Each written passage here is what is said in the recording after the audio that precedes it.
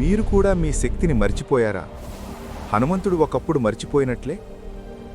చిన్నప్పుడు సూర్యుడిని ఒక పండుగా భావించి అది తినడానికి ఆకాశంలోకి ఎగిరిపోయాడు. దేవతలు భయపడ్డారు, అతన్ని శపించారు. నీ శక్తిని నీవే మర్చిపోతావు. ఏళ్ల తరువాత సీతమ్మ కనిపించలేదు. విశాలమైన సముద్రం అడ్డుగా నిలిచింది. అందరూ హనుమంతుడి వైపు ఆశగా చూశారు. కాని అతను నిశ్శబ్దంగా నిలబడ్డాడు. తనపై తానే సందేహించాడు. అప్పుడు జాంబవంతుడు ముందుకొచ్చాడు. నీవే అందరిలో శక్తివంతుడు. నీ శక్తి ఎప్పుడూ పోయలేదు. నీవే దాన్ని మరిచిపోయావు. ఆ మాటలు వినగానే హనుమంతుడు ఒక్కసారిగా పెరిగాడు. ఇంకా పెద్దవాడయ్యాడు.